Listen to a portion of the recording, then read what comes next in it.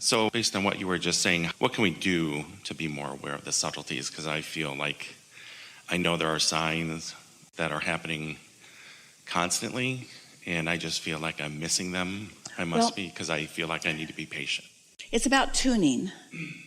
You can be as patient as you have time to be, but if you've got your tuner set on the wrong station, you're not going to hear what's being broadcast on the station that you want to hear from. And so it's not about patience, it's about tuning. The thing about resistance is, you see, beliefs are active vibrations within you.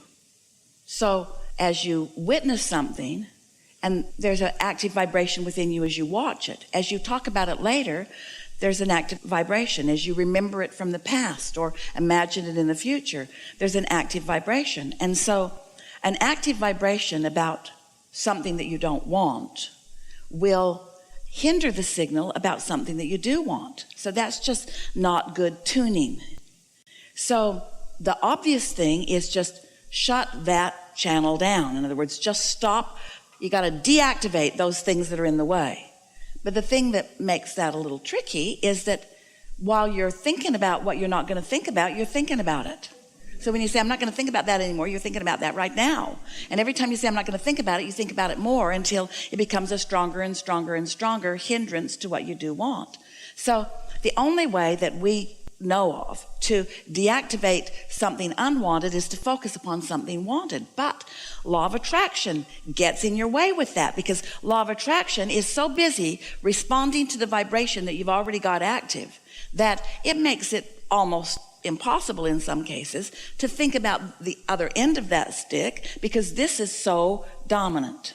So you can't not think about it, because law of attraction just keeps dishing up more, showing you more in your now, both of wanted and unwanted, by the way, showing you more in your now, helping you remember things from the past, gathering it from far and wide, anything that's active within you. Law of attraction saying, here's some more, here's some more, here's some more, here's some more.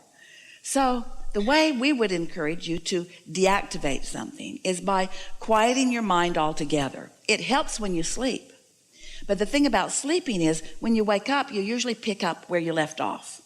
Even though the momentum subsided, the potential for that active belief is still really great. And so when you awaken, you could wake up and immediately focus on other things. And if you could do that, you could, in time, dominate your vibration with more wanted things. That's doable. It's a little difficult. The easiest way is to quiet your mind altogether.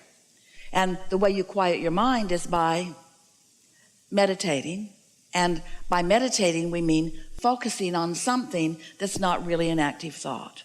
So it requires, or it's helpful, in the beginning especially, to sit in an environment where there's not a lot going on. Quiet room helps. Comfortable clothing, and focus upon something subtle. Like Esther likes to listen for a sound. Hear that in this room? It's the motor of the air conditioning, but can you hear it? And the reason that that's a particularly good thing is because it's usually steady. So if you just listen, just sort of enjoy what your ears can find with that. Or you can breathe, noticing your breathing in and out. Sometimes you can even find a ringing in your own ear or a sound in your own mind. But it's better if it's a steady sound, something that doesn't change and therefore doesn't distract you.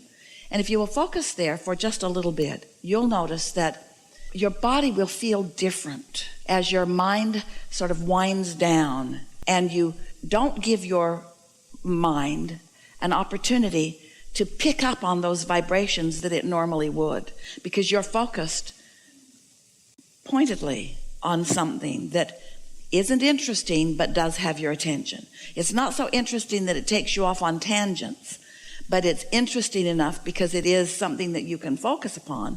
It is a thing. In other words, it's a manifestation. It's a sound that is manifesting, but it just doesn't amount to that much. As you focus upon that, you'll quiet your mind.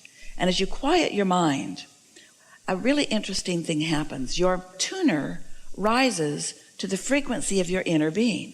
It's like the cork when you hold it under the water isn't floating, but when you let go, it does. So it's like letting go of that cork, and your vibration begins to rise, which now puts you in sync. You know how a moment ago we were talking about how there is the point of attraction of your inner being, your inner mind, your soul source, and then there's a point of attraction of whatever you've got going on with your habits of thought.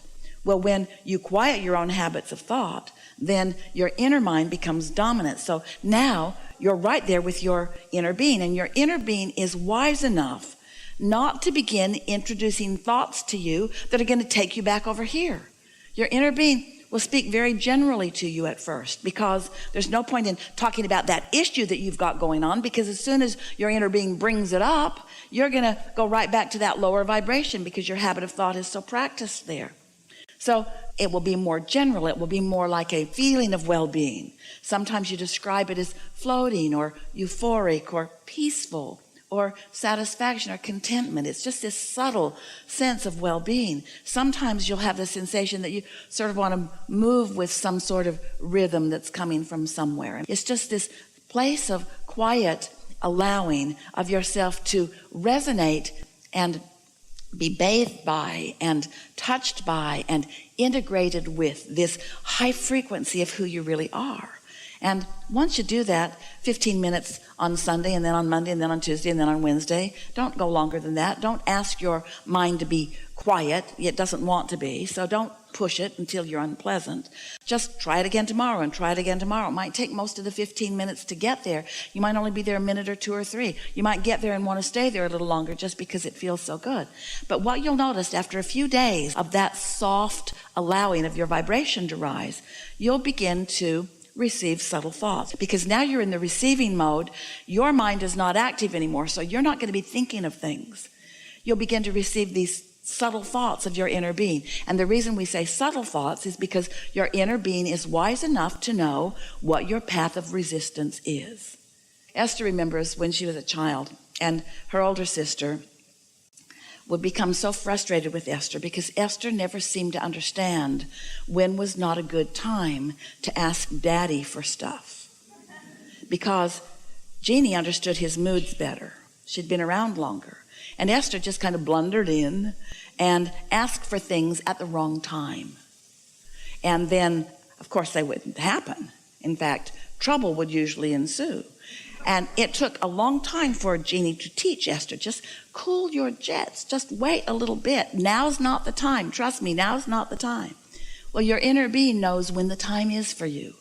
Your inner being knows when you're agitated about something or when you're open to something. Your inner being knows what your beliefs are about everything that matters to you. Your inner being knows what things you want and what things you really don't believe, and what things you want and what things you're not quite so much in the way of.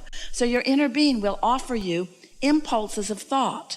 And when you receive the thought, you'll think you're thinking it, but you're not thinking it. And you know how you'll notice the difference between whether you're thinking the thought or whether you're receiving the thought from your inner being?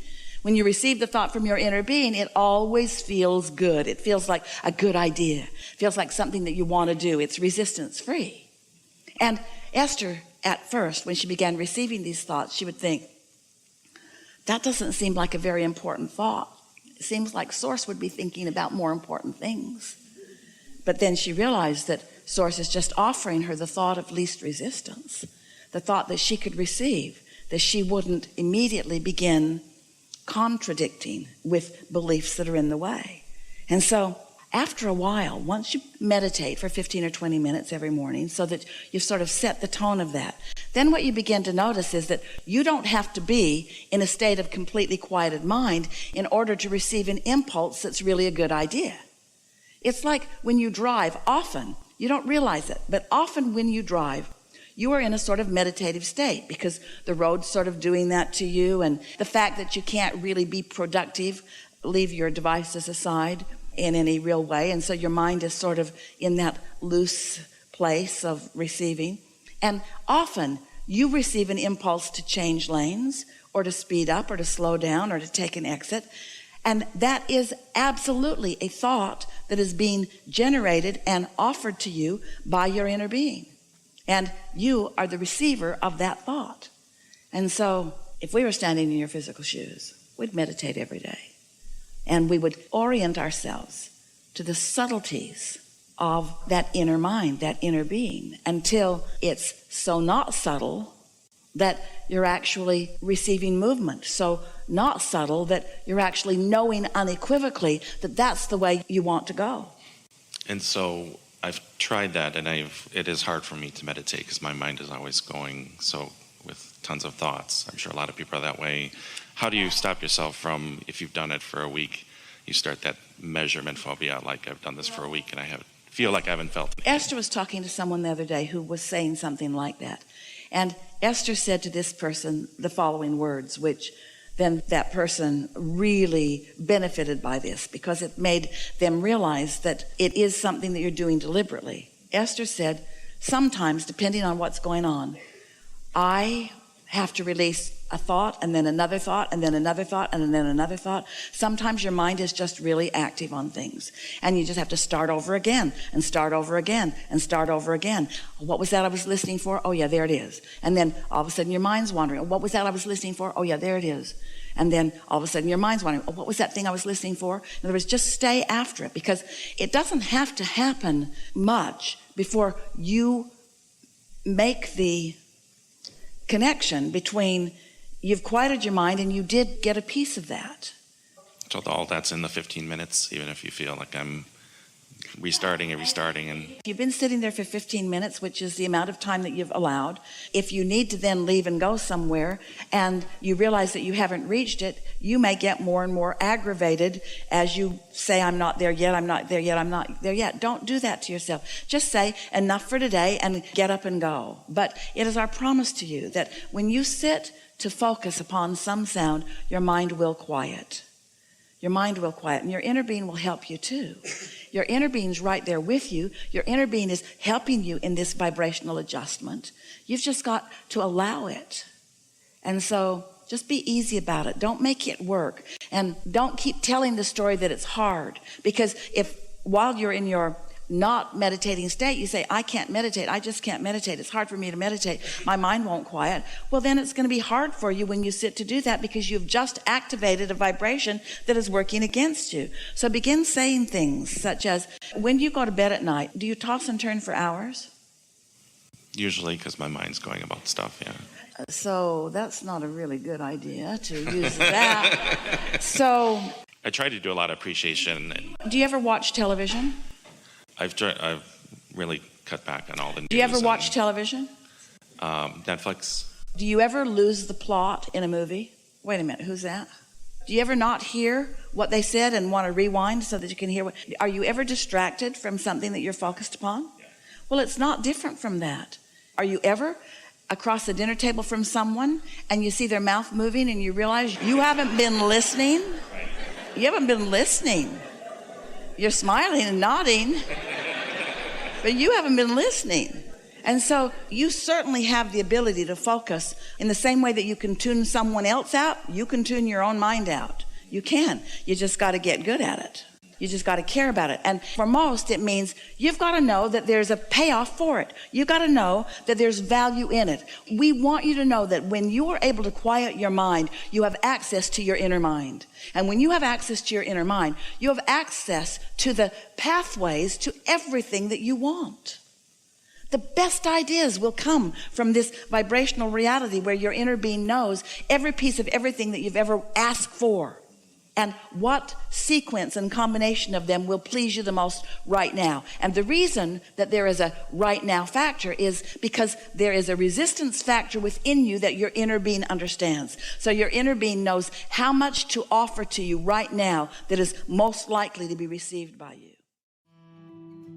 Don't forget to leave a positive message and subscribe.